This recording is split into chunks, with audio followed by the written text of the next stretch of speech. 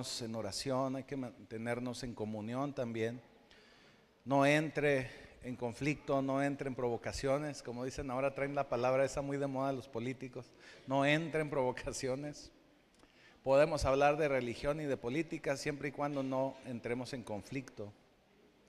Yo les pongo el ejemplo, como cuando nosotros vamos y compartimos de Cristo, hay mucha gente que no acepta, que no quiere escuchar, y no por ello nos agarramos a pelear, a discutir o a golpes, ¿verdad?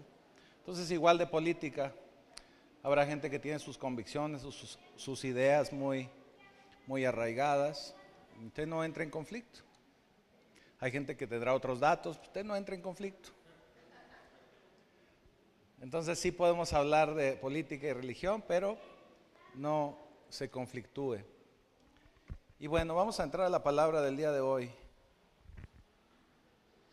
porque por ahí unos hermanos me decían, déjenos ir temprano, pastor, porque queremos ir a ver el partido del Cruz Azul. El América. Es hasta las 6. Bueno, entonces sí tenemos tiempo. Sí alcanzamos. Gloria al Señor.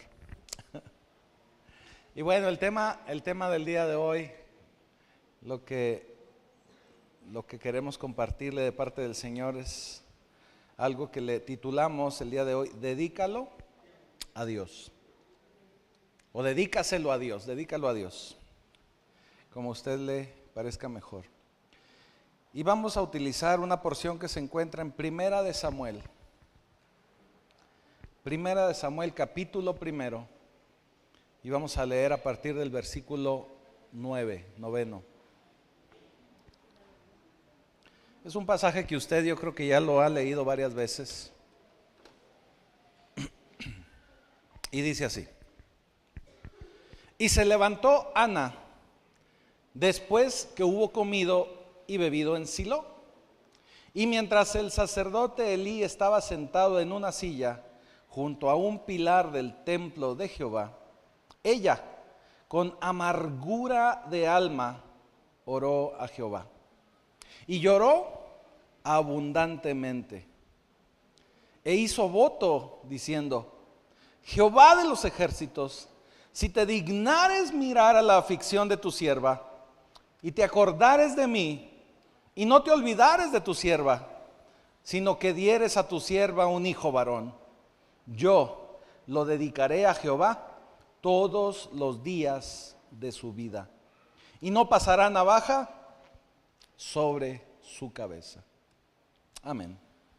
Bendito Señor, te damos gracias por esta porción. Permite, Señor, que lo que hoy se derramará en este recinto quede guardado en nuestra mente, en nuestro corazón, que lo podamos llevar a la práctica, que aprendamos a ser hacedores de tu palabra. Y ya te damos gracias, Señor, en el poderoso nombre de Jesucristo. Amén. Primera de Samuel nos presenta a Ana. El otro día le preguntaba, les platicaba, que alguien me preguntó y me decía, oye pastor, ¿cómo se llama la mamá de Samuel? Entonces yo, viéndome muy bíblico, le dije, Ana. No, me dice, de Samuelito, el niño que anda ahí corriendo.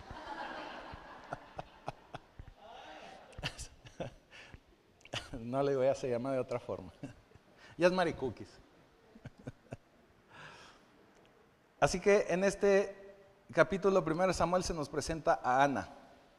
Y a Ana la identificamos por su esposo. Así nos la presenta la escritura en 1 Samuel 1:1. Dice, hubo un varón de Ramataim, de Sofim, del monte de Efraín, que se llamaba Elcana, hijo de Jeroam, hijo de Eliú, hijo de Tu, hijo de Suf, Efrateo también. Y tenía él dos mujeres. No una, dos. El nombre de una era Ana y el de la otra era Penina. Y Penina tenía hijos, mas Ana no los tenía. ¿Te parece que rima, verdad? Penina tenía, Ana no tenía.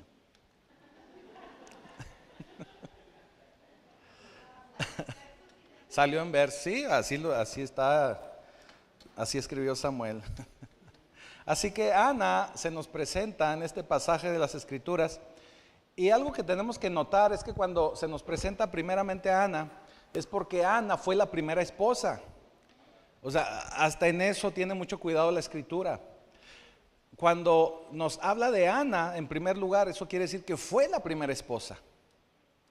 Y muy probablemente, porque no nos lo aclara la Escritura, pero muy probablemente Elcana tuvo que buscar una segunda esposa porque Ana, tal vez pasaron los años, pasó el tiempo y no podía tener hijos. Tenemos que recordar que en el Antiguo Testamento el tener hijos era un testimonio de la bendición de Dios. ¿Por qué era un testimonio de la bendición de Dios? Porque en Deuteronomio 7:14 dice: bendito serás más que todos los pueblos, y no habrá en ti varón ni hembra estéril, ni en tus ganados. ¿Qué quiere decir? Que en el Antiguo Testamento, cuando alguien era estéril, era señal de que muy probablemente Dios no estaba con él. Entonces, pues cuando Ana no tiene o no puede tener hijos, pues Elcana necesitaba tener hijo, necesitaba tener descendencia, y busca otra esposa. Encuentra a Penina. Se la presentaron en una fiesta. No se crea, eso no dice nada de la Escritura. Consigue otra esposa que es Penina, y Penina tenía o tuvo hijos. Como le decía, el tener hijos es testimonio de la bendición de Dios.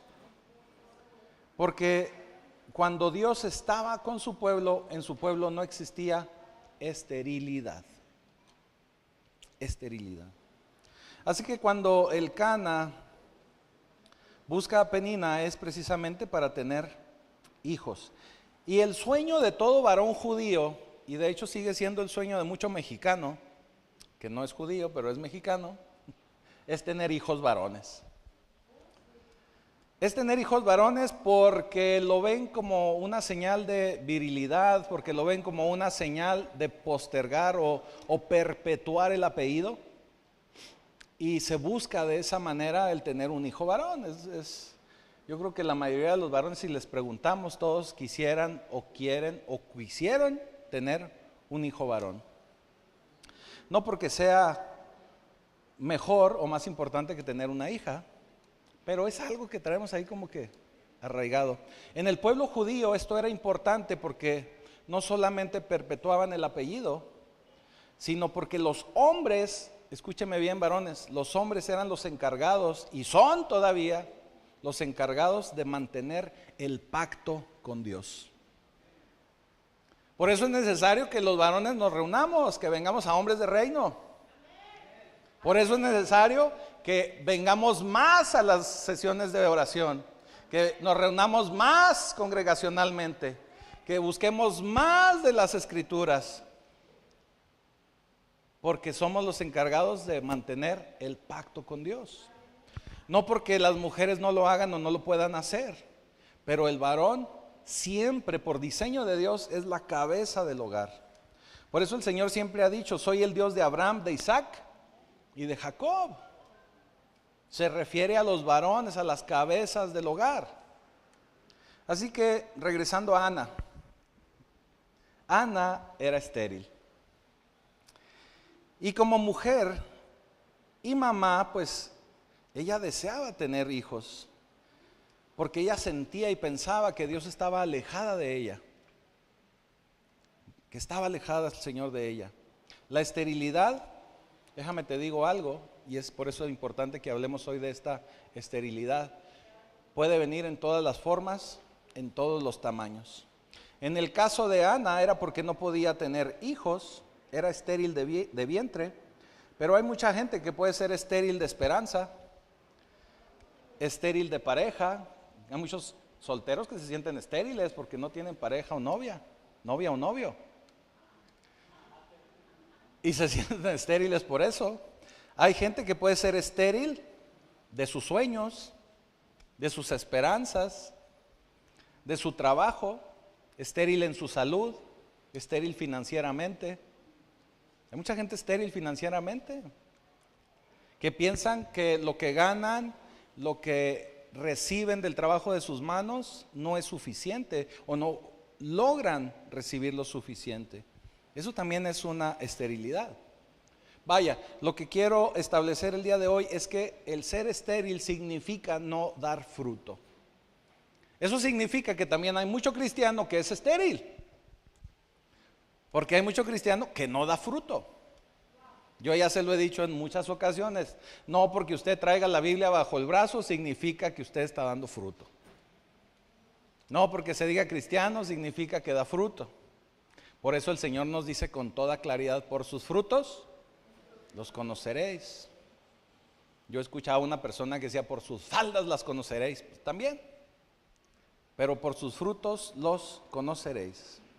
Así que en Ana descubrimos que era estéril, que de alguna manera el Señor había cerrado su vientre.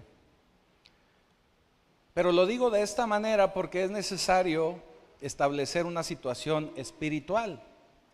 En muchísimas ocasiones, cuando nosotros somos estériles en alguna área de nuestra vida, nosotros nos afanamos muchísimo por buscar una salida en lo físico, por buscar una salida en lo natural, por buscar una salida en los médicos, vamos a decirlo así. Pero cuando el Señor no quiere que tú tengas fruto, que tengas un hijo, vamos hablando acerca de Ana, el Señor mismo es el que cierra el vientre. Entonces no importa a cuántos médicos vayas, ni cuántos tratamientos te hagas, Dios cierra y nadie va a poder abrir. Te recuerde que en las Escrituras vemos y leemos que dice el Señor, las puertas que Él cierra, nadie las va a abrir, y las que Él abre, nadie las va a cerrar. Así que cuando hay una situación espiritual, por más que nosotros busquemos en lo físico, Él no lo va a hacer. Es importante que todos entendamos que si creemos en un Dios poderoso y sobrenatural, en un Dios espiritual, entonces pues existe un mundo espiritual. Por lógica lo debe de haber. Entonces yo, como les digo, o como les he dicho en otras ocasiones, si todo lo que ves es lo que puedes ver, entonces no has visto todo lo que tienes que ver. ¿Se lo vuelvo a decir? Si todo lo que ve es únicamente lo que puede ver, entonces no ha visto todo lo que debe de ver. O sea, hay un mundo espiritual. Decía un personaje allá de los 70s, un mundo nos vigila. Créame que sí, un mundo espiritual está ahí. Hay mucho en lo espiritual. Así que el Señor cerró el vientre de Ana. Ahora déjeme le digo algo, en muchas ocasiones cuando el Señor cierra un vientre o cierra una situación o cierra algo financiero, no necesariamente o no siempre, vamos a decirlo así, es porque nosotros lo hayamos provocado. ¿Qué le estoy tratando de decir con esto? Eso quiere decir que es un problema que de alguna manera se puede corregir o podríamos corregirlo, porque es algo que no solamente afecta a lo físico. Y si es algo que no solamente afecta a lo físico, entonces podemos acercarnos a Dios para que nos ayude con lo espiritual. En el caso de Ana, ella veía físicamente que no podía parir. Dice la pastora, no digas parir porque se oye muy feo. Bueno, que no podía tener un bebé.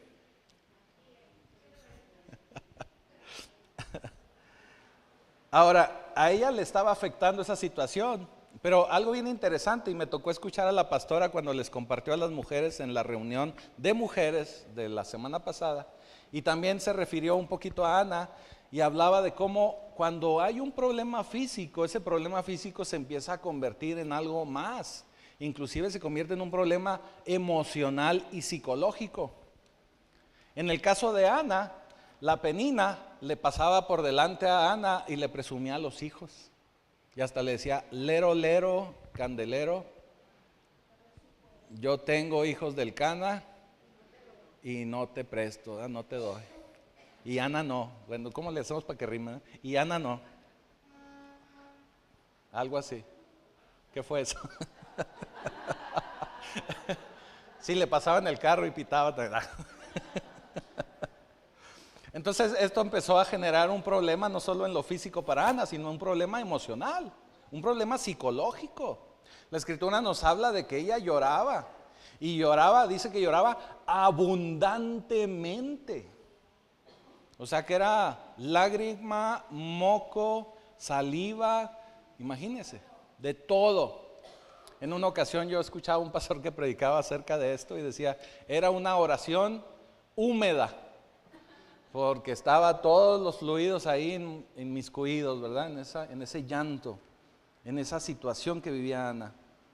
Su pena era tanta y su pena era tan emocional que lloraba e inclusive se le quitaba el apetito. No era que estuviera a dieta o que quisiera hacer ayuno, sino estaba que ni hambre le daba. No podía comer. Así que en este punto tenemos que entender que a veces cuando hay una situación física, puede ser que esté conectada con una situación espiritual. Con una situación espiritual. Y pues la pregunta clave podría ser, entonces, ¿qué generó esta esterilidad? Puede ser algo que sucede en la tierra, pero cuando está conectado con algo espiritual, es algo que está sucediendo en el cielo. Algo que está conectado con el Señor. Ahora, para seguir adelante y entender un poco mejor acerca de este tema, déjeme le digo acerca de esta doctrina que es muy importante que aprendamos. Y no es una doctrina de pacto vivo, es una doctrina bíblica. La primera palabra, lo primero que tenemos que entender es que existe algo que se llama soberanía de Dios. Soberanía de Dios. Muchos de ustedes ya conocen de este tema. Saben lo que es la soberanía de Dios. La soberanía de Dios significa que es el gobierno de Dios. Que lo que Dios dice que va a pasar, que va a suceder, eso va a suceder. Aunque usted llore, patalee, se pare de manos, va a suceder, porque eso está dentro de la soberanía de Dios. Él ya lo decidió y así lo va a hacer. Está dentro de su plan, está dentro de su propósito. Nada lo puede cambiar, porque tenemos que entender que nada escapa de Dios. Por lo tanto, nosotros como hijos de Dios, como cristianos, debemos de quitar de nuestro vocabulario la palabra suerte. Por suerte me pasó esto. ¿Qué suerte tienes? Ay, qué suertudo. Ay, qué suertuda. Eso no existe. Cuando creemos en Dios, eso no puede existir porque nada escapa de Dios. ¿Sí? Todo está sustentado en Él y por Él. El segundo concepto del que les quiero hablar se llama providencia. Providencia de Dios. Y esta es una forma misteriosa en la que Dios trabaja, hace cosas, elabora, mueve por aquí, mueve por allá, mueve sus piezas para llegar, hace sus conectes, ¿verdad? Inclusive, para llegar a las circunstancias y a los objetivos que lo llevan a su soberanía. O sea, finalmente la providencia de Dios también termina siendo soberanía de Dios, con solamente un detalle. El único detalle es que la providencia de Dios va a suceder tomándonos en cuenta a nosotros. En su soberanía Él lo hace y porque así lo decidió y así va a ser. Pero en su providencia Él nos toma en cuenta. Él toma en cuenta nuestras decisiones. Él permite que nosotros nos equivoquemos a veces, que tomemos decisiones, pero finalmente nos lleva a un buen puerto, porque Él conecta y hace que todas las cosas vengan para bien para los que aman a Dios. Y eso se llama providencia divina, providencia de Dios. La providencia te incluye a ti, la providencia me incluye a mí, nos incluye a todos nosotros. Incluye nuestras decisiones, incluye nuestra voluntad. Aun y cuando a veces somos bien cabezones, incluye nuestra voluntad. Y digo cabezones porque a veces el Señor nos muestra y nos dice, ¿por aquí? Y de todas maneras ahí vamos, ¿verdad? Pues, vamos para otro lado. Si el Señor te está diciendo que por acá, y de todas maneras ahí vamos. Nos aventamos como el borras, dice la pastora, como gordo en tobogán.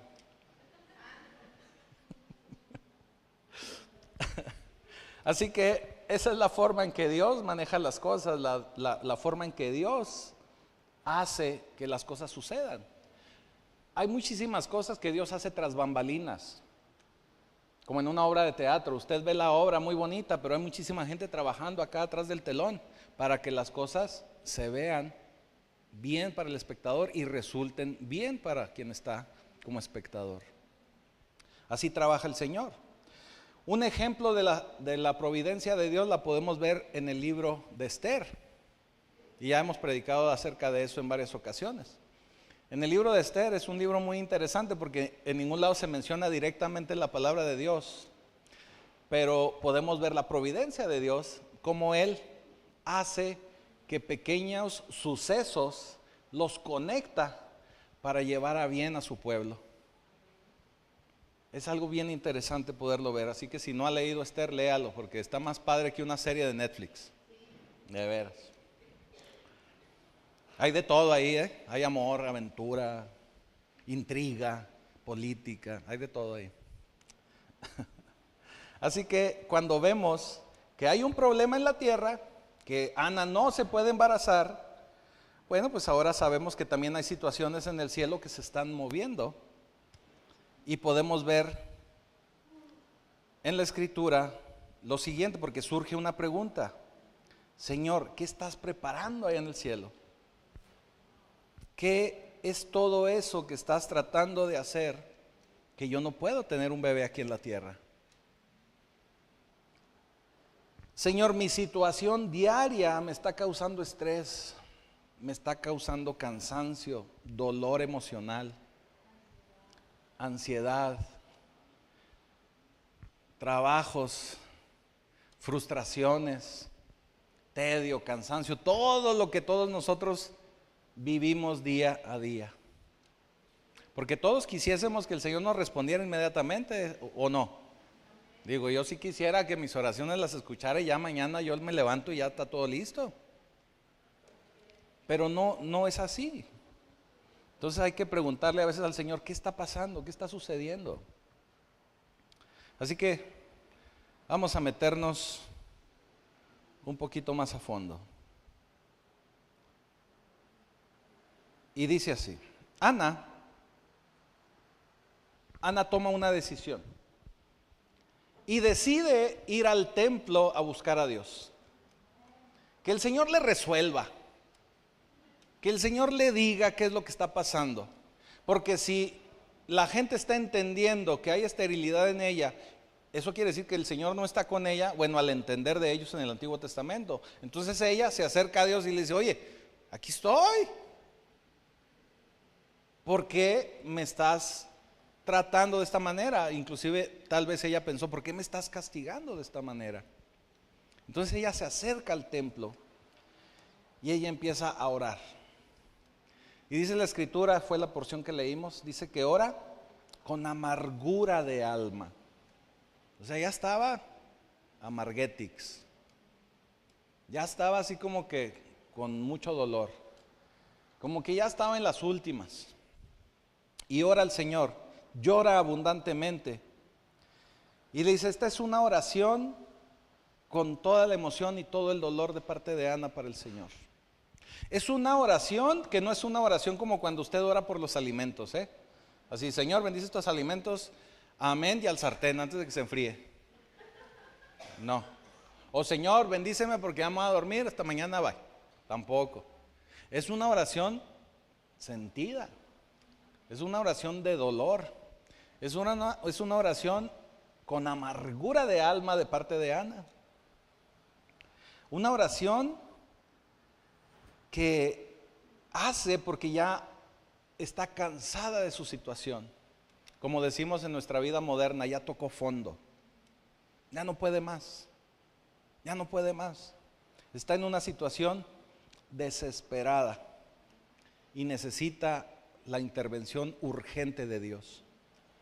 Mire lo que le dice. Samuel 1:11. Samuel 1:11. E hizo voto. ¿Qué hizo Ana? Voto. No es un voto como el que vamos a ejercer el 2 de junio. ¿eh? O sea, voto quiere decir que hizo un compromiso con Dios. Hizo una promesa con Dios. Se comprometió con Dios.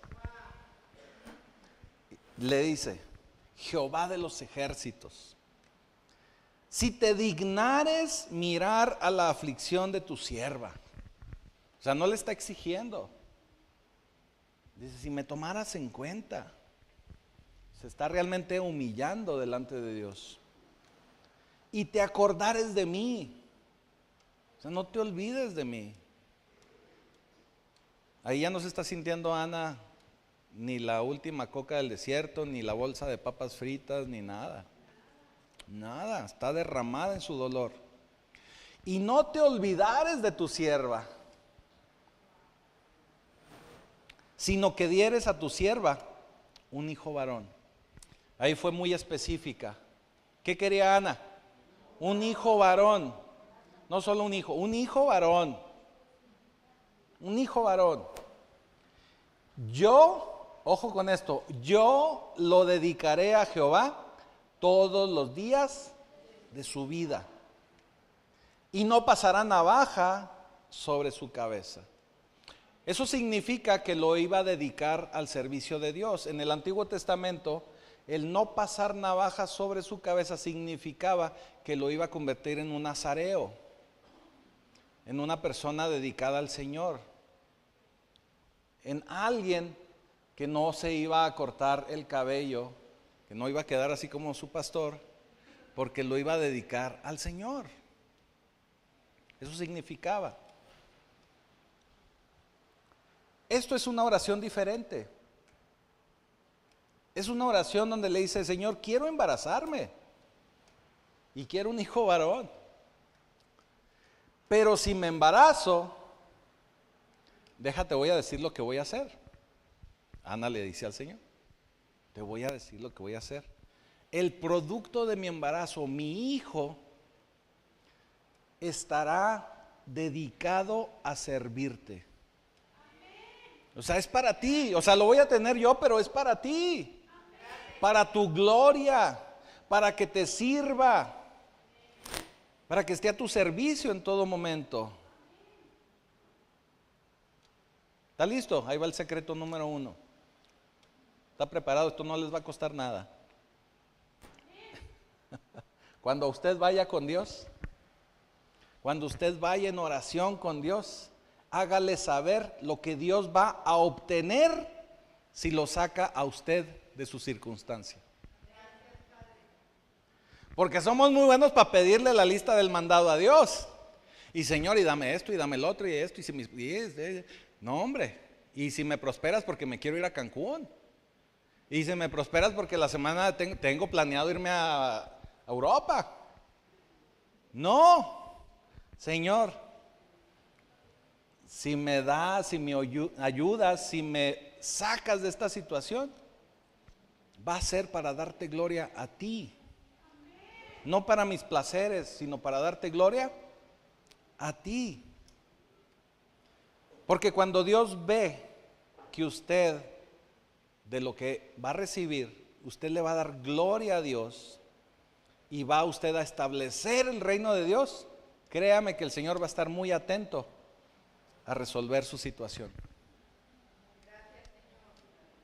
Si Él ve que nada más lo está necesitando o buscando para resolver una situación de la carne, difícilmente va a suceder.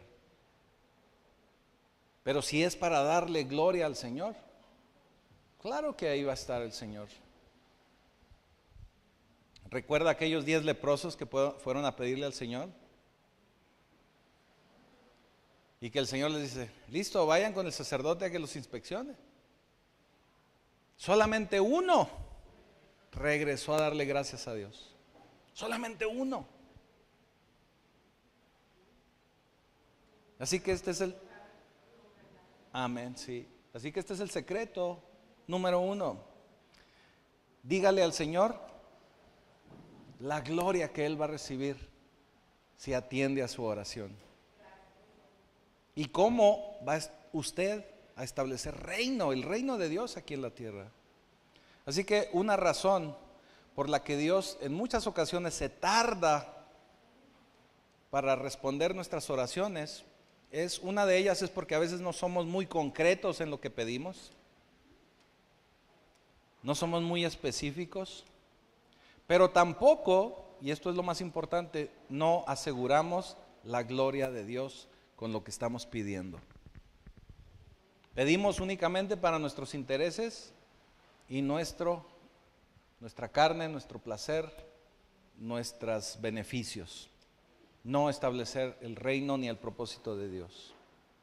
Así que Ana estaba estresada. Ana estaba con depresión. Ana estaba enojada, con amargura. Y ora en la casa del Señor. Ora en la casa del Señor.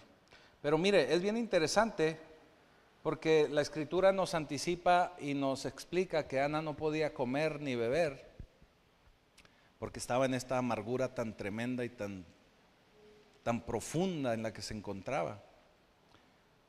Y ora al Señor y después vemos que acto siguiente, después de esta oración tan dolorosa, tan fuerte y tan sentida y tan húmeda y tan mojada, ella se levanta conforme y se levanta contenta. Pero cuando yo leía esto, digo, espérame, a ver. Tranquilos, quietos todos, un momento. Como dicen en las traducciones de las películas, aguarda. Digo, nosotros en español no usamos mucho ese término, aguarda. La oración todavía no era contestada. Ana se acababa de derramar y llorar y todo, pero todavía no era contestada. Todavía no estaba embarazada. Todavía ni siquiera llegaba a pegar el brinco con el Cana. Estaban aparte. Sus circunstancias aún no habían cambiado. Pero ¿qué sí cambió? Su actitud. Esa es la palabra correcta, su actitud. Su actitud ante el problema. No sé si a usted le ha sucedido o ha escuchado o ha visto. Nosotros nos ha tocado conocer parejas, muchas parejas jóvenes que buscan tener un bebé. Y buscan por muchos medios y no tienen un bebé. Poniendo un ejemplo similar al de Ana. Y ahora en nuestra vida moderna, pues hay mucha facilidad, o bueno, más facilidad que antes de poder hacer una adopción. Y nos ha tocado ver parejas que terminan adoptando un bebé o un hijo. Y ya cuando adoptan, ¿qué cree? Se embaraza. ¿Por qué? Porque cambia la actitud. No dejamos de enfocarnos en ese problema, en esa situación, y empezamos a vivir la vida de otra manera. Nos desenfocamos de ese problema y empezamos a vivir con más tranquilidad, con menos estrés. Aquí Ana no había cambiado su situación, pero su actitud sí cambió. Porque uno de los propósitos de venir a la casa de Dios no es solo un lugar para alcanzar a Dios, sino también es un lugar para generar un ambiente donde la gente todos nosotros, cada uno de sus hermanos, todos podamos tener ese ambiente que nos ayude a cambiar nuestra situación, que nos ayude a cambiar nuestra actitud. Por eso nos reunimos, por eso nos congregamos, por eso el Señor estableció su iglesia.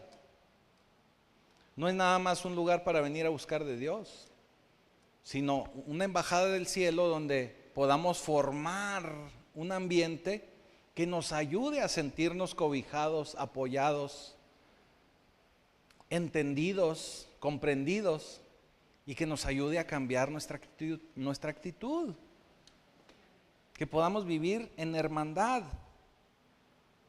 Mire lo que dice Hebreos 10:23. Mantengámonos firmes sin fluctuar la profesión de nuestra esperanza, porque fiel es el que prometió. Dios es fiel, nuestro Señor Jesucristo es fiel. No cantamos a veces aquí en la alabanza, Señor, eres fiel y tu misericordia, pero se nos olvida, tenemos un problema, se nos olvida. Dice en el 24, considerémonos unos a otros, ¿para qué? Para estimularnos al amor y a las buenas obras. Entonces, ¿para qué sirve la iglesia aparte de venir a buscar a Dios? Para estimularnos, para darnos ánimo, para ayudarnos a cambiar nuestra actitud. Por eso yo siempre le he dicho, tenemos que formar un buen ambiente de familia, donde la gente se siente escuchada, amada, abrazada, comprendida, no donde se señale a alguien. Y lo decimos así no porque tengamos pecados que ocultar, al contrario, sino porque todos tenemos que cuidarnos, amarnos, protegernos, comprendernos y cambiar nuestra actitud.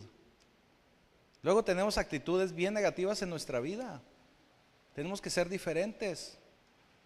Mismo Señor Jesucristo dijo, a ustedes los van a reconocer por cómo se aman, por cómo se tratan.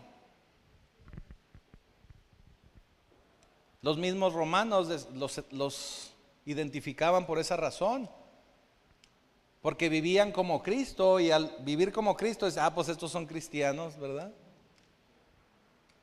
Así nos tienen que identificar, no porque traigamos un letrero en la espalda, sino porque nos ven con una actitud diferente. Ahora, no quiere decir que usted esté aislado, usted puede tener una vida normal,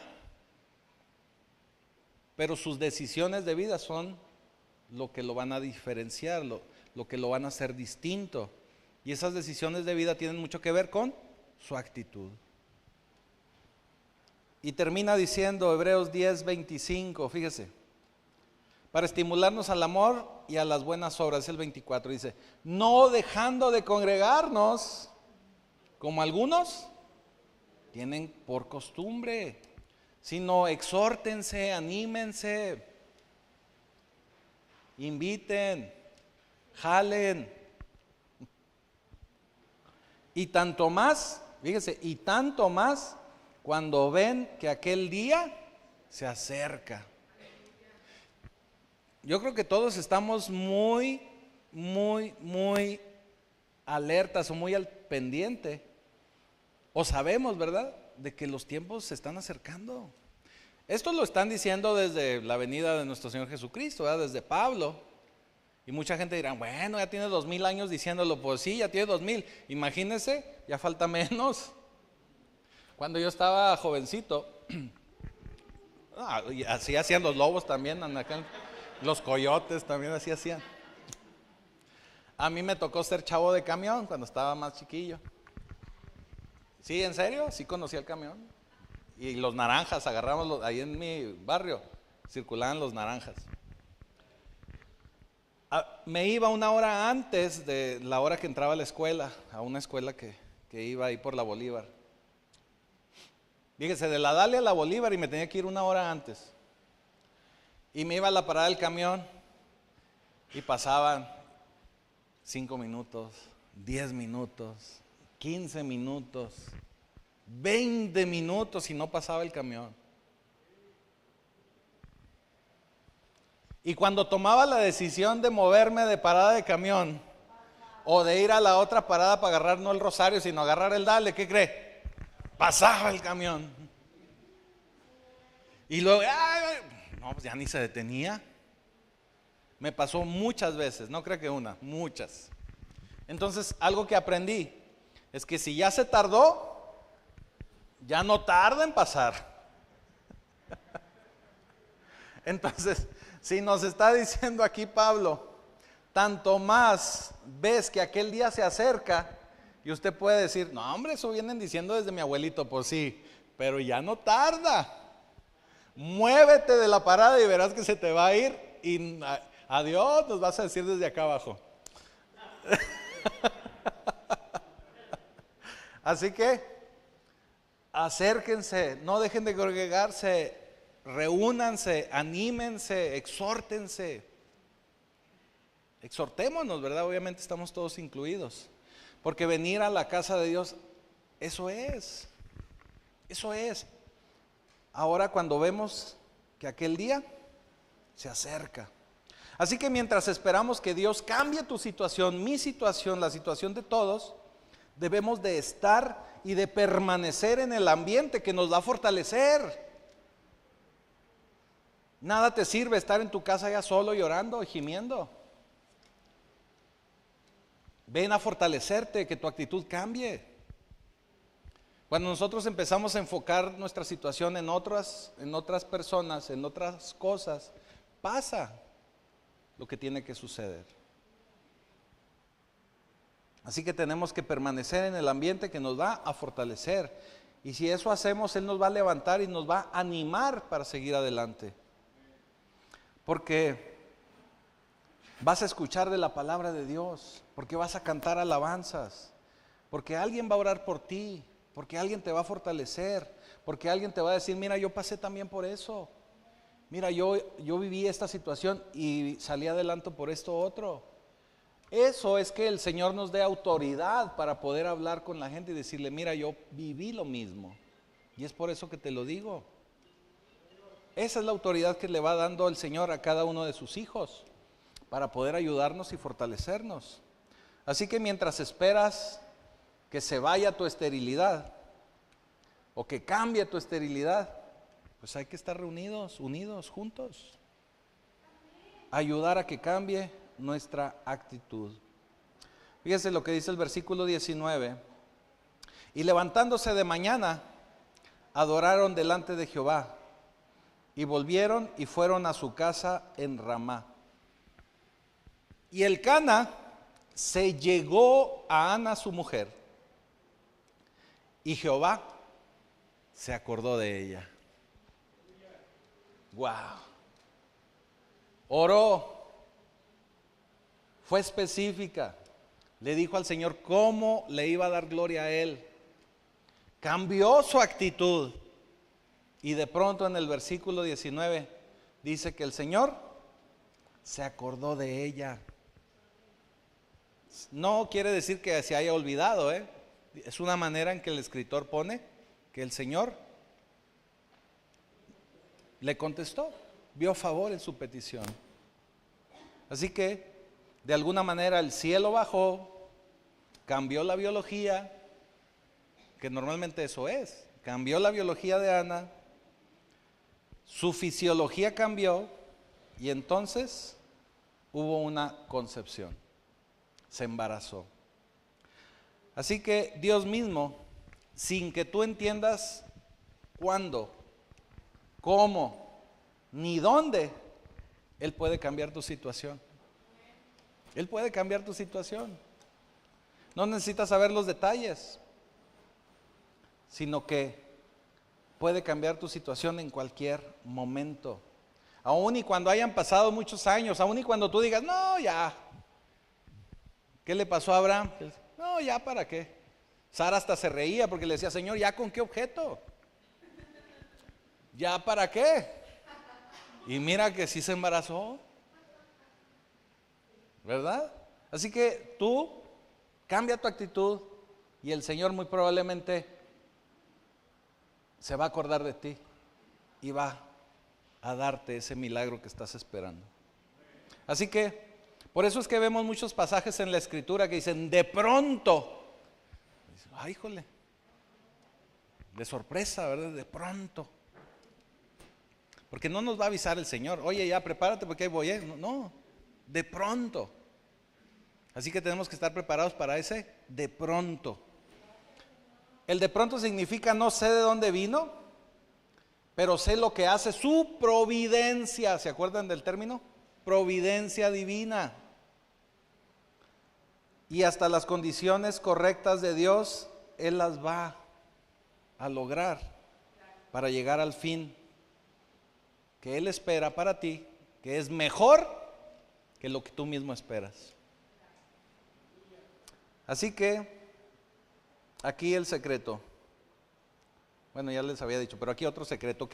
Ana quería un bebé, pero el embarazo no ocurrió hasta que le prometió el bebé a Dios. Hasta que hizo Ana esta conexión divina con Dios, entonces se le dio favor o se le dio contestación a su solicitud. Entonces, sea lo que sea que usted necesite de Dios, dígale al Señor cómo va a ser beneficiado. Insisto, dígale cómo se va a ver él beneficiado. ¿Y cómo va usted a dar de eso mismo a los demás? Porque todas las bendiciones de Dios usted tiene que entender que no son para que se las quede usted como un tinaco. Las bendiciones de Dios son para que usted sea como una manguera y dé bendición a los demás. Mire, el agua estancada, aunque esté en tinaco, también se apesta. Así que usted tiene que ser como una manguera, porque dice la Escritura que de usted saldrán ríos de agua viva. Así que la bendición que llegue a usted, usted la tiene que compartir. No quiere decir que se quede sin nada. No quiere decir que no ahorre para su futuro. No quiere decir que no tenga ahí un guardadito hablando de cuestiones económicas, ¿verdad? Para poderlo entender. Pero usted tiene que dar a los demás, ayudar a los demás. Y sobre todo ayudar para las cosas del reino de Dios. Así que sea lo que usted necesite, usted tiene que dedicarlo al Señor y decirle cómo va a beneficiar a los demás. Y tenemos varios ejemplos en las Escrituras. ¿Usted recuerda aquella viuda de Sarepta que ya estaba a punto de morir y que le dice el Señor, llega Elías y le dice, oye, échame un panecito, ¿no? Unos molletes o algo. Y le dice, oye, pues sí, apenas voy a hacer un bolillo para mi hijo y para mí, y ya para dejarnos morir. Y le dice, no, házmelo a mí. Y la mujer, siémbralo. Y la mujer dijo, ok, va. Y hace el pan. Se lo da a Elías. ¿Y qué dice la Escritura? Que la harina y el aceite nunca dejaron de fluir. El Señor le siguió alimentando. Porque primero se lo entregó al Señor. Hubo otra señora, otra mujer, otra viuda, vamos a decirlo así. En Segunda de Reyes, capítulo 4, no sé si usted lo recuerda, que ella fue la primera empresaria del aceite, fue la primera microempresaria, porque también estaba endeudada, viuda, querían llevarse a sus hijos, y va y le pregunta a Eliseo, Eliseo, ¿dónde estás que no te veo? Dice, ayúdame a salir de esta situación. ¿Y qué le dice Eliseo? Pues sal de ahí para que me veas. Y le dice, ve y pide todas las vasijas que puedas a tus vecinos, vecinas. Llena tu casa de puras vasijas del bienestar, le dijo.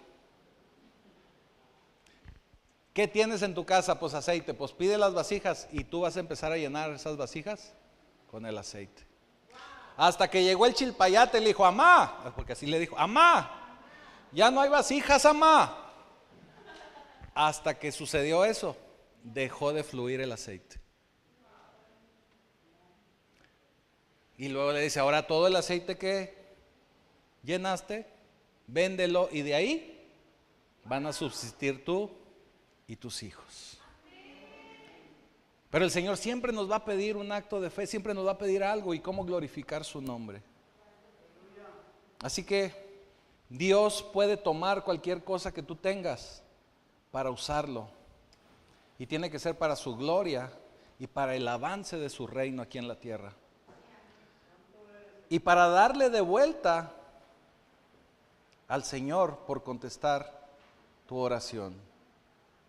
Ahora mira, déjame, ya voy a cerrar con esto. Ya nos vamos a ir a comer. ¿Qué es lo que estaba realmente pasando? Fíjate, el Señor, por eso te digo, y por eso les hablé de la soberanía y por eso les hablé de la providencia de Dios. Primera de Samuel viene a ser el primer libro después del libro de Jueces. Yo sé que tú me vas a decir, no, pero ahí está Ruth en medio, sí, pero es un libro especial que está ahí. Pero hablando de la historia de Israel, hablando de lo que venía sucediendo con el pueblo de Israel, está el libro de Jueces, sí, está Ruth, pero inmediatamente después viene Samuel. El libro de Samuel viene después de Jueces, y Jueces, ya lo hemos aquí predicado en algunas ocasiones, es un libro caótico. Jueces es un sub y baja para el pueblo de Israel. Jueces, de pronto el Señor les ponía ahí un campeón, un champion de la fe. Todo el mundo lo apoyaba. Israel triunfaba sobre sus enemigos y todos cantando los carros del faraón, brinco, patada. Pero pasaba una o dos generaciones y otra vez van para abajo y se les olvidaba lo que Dios hizo por ellos. Volvían a clamar al Señor y el Señor les volvía a poner a otro campeón, a otro juez. Y otra vez volvían a salir triunfadores. Así, si ustedes leen el libro de Jueces, se van a dar cuenta de ese sub y baja del pueblo de Israel. Y ahí en el libro de Jueces, pues hallamos muchos campeones y muchos héroes de la fe, precisamente porque el Señor los iba estableciendo. Al final, Jueces 21, 25, fíjese lo que dice. Jueces 21, 25, este es el versículo final de Jueces. En estos días no había ¿qué? No había rey en Israel. ¿Y qué dice? Y cada quien hacía.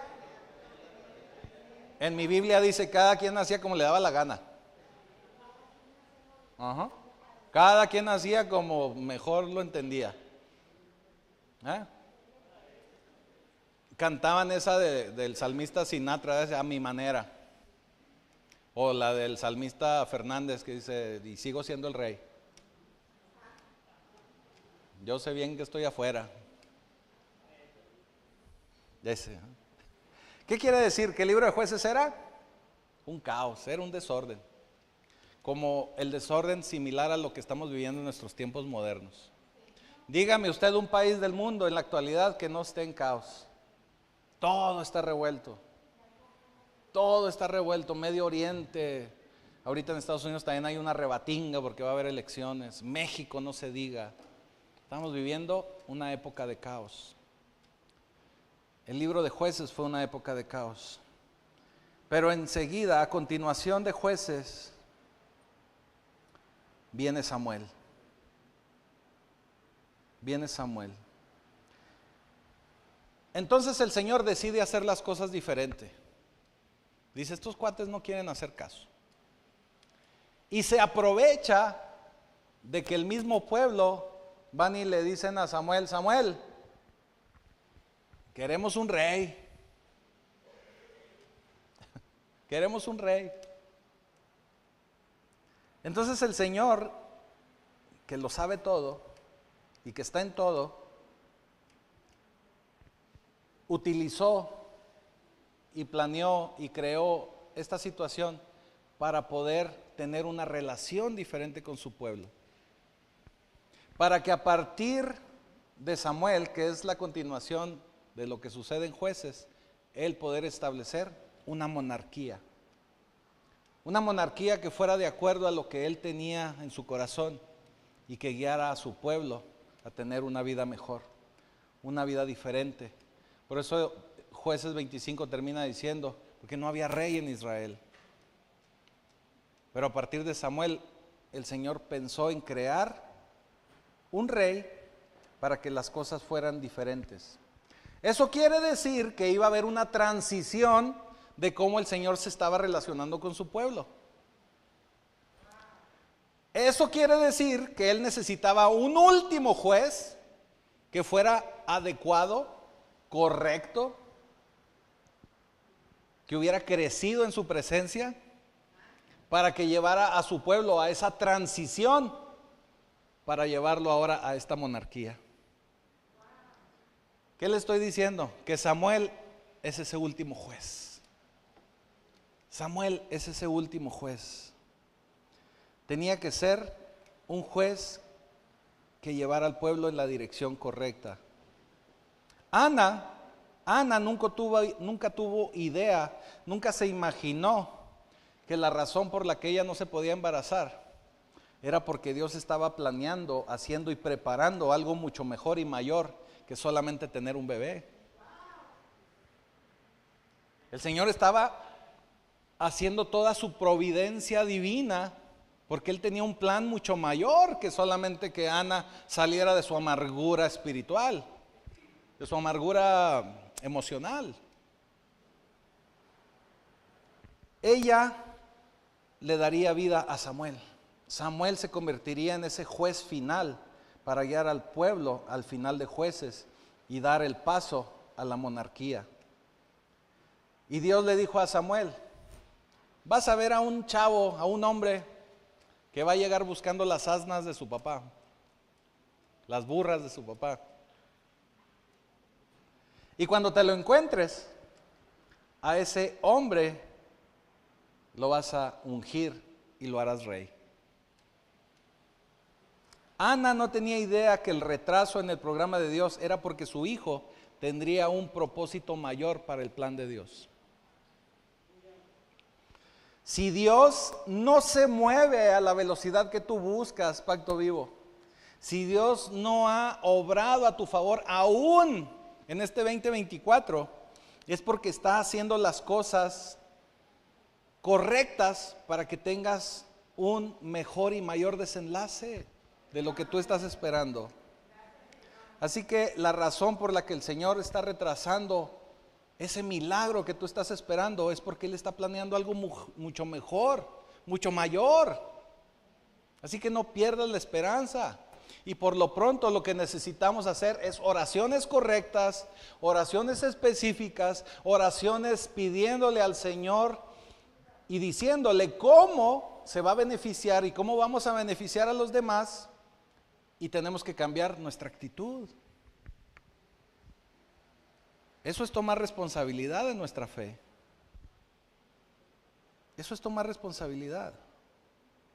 Así que no es solo lo que estás viendo.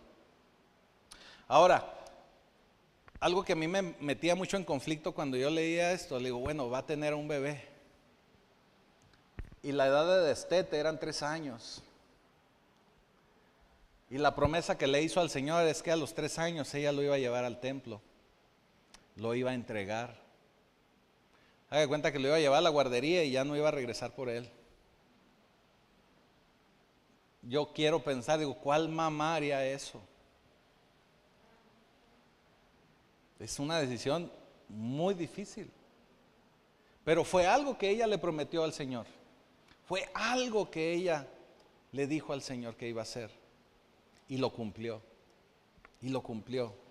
Lo llevaría ahí para que creciera cerca de Dios, para que sirviera a Dios el resto de su vida.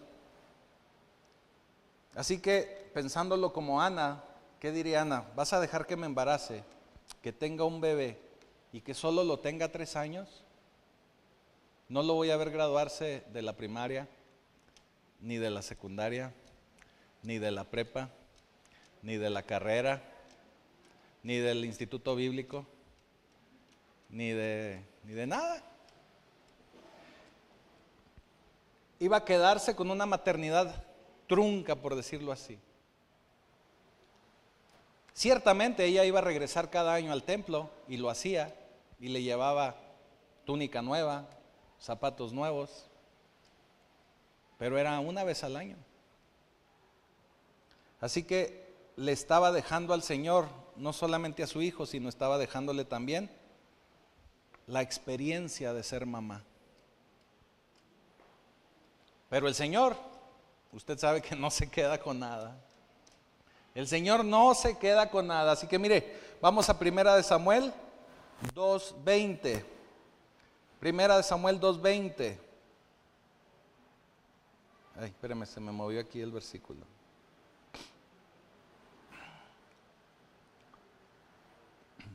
1 Samuel 2:20. Y él bendijo a Elcana y a su mujer, diciendo: Jehová te dé hijos de esta mujer en lugar del que pidió a Jehová. Es cuando Ana va y entrega a su hijo. Y volviendo a su casa, y visitó Jehová a Ana. ¿A quién visitó Jehová? A Ana. ¿Y qué pasó con Ana? Ella concibió y dio a luz 3 hijos y 2 hijas. Y el joven Samuel crecía delante de Jehová. ¿Qué Ana no era la estéril? Terminó teniendo 6 hijos en total. 6 hijos.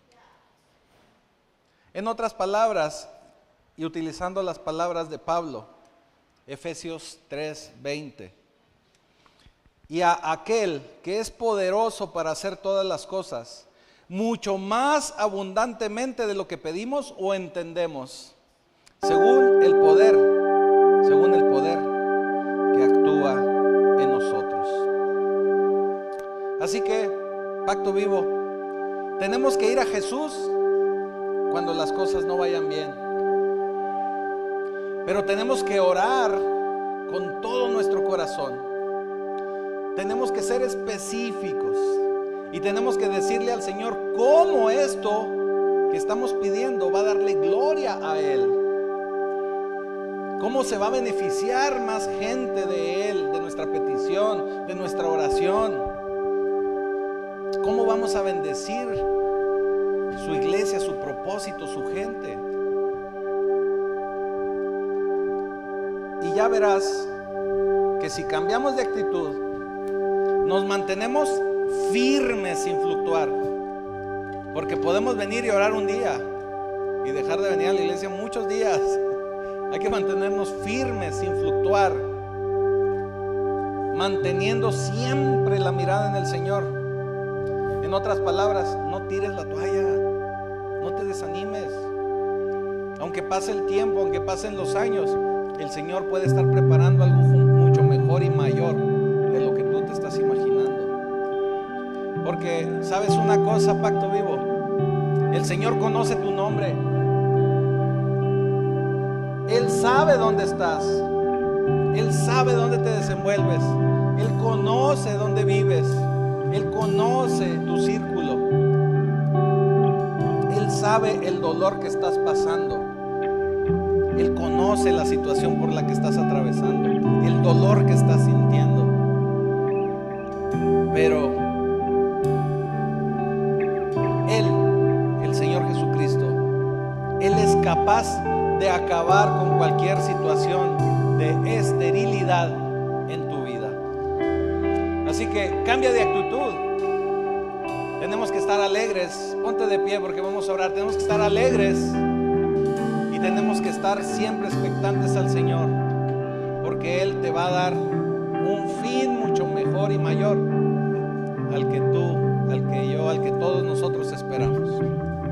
Así que adoremos al Señor, porque Él es nuestro abogado.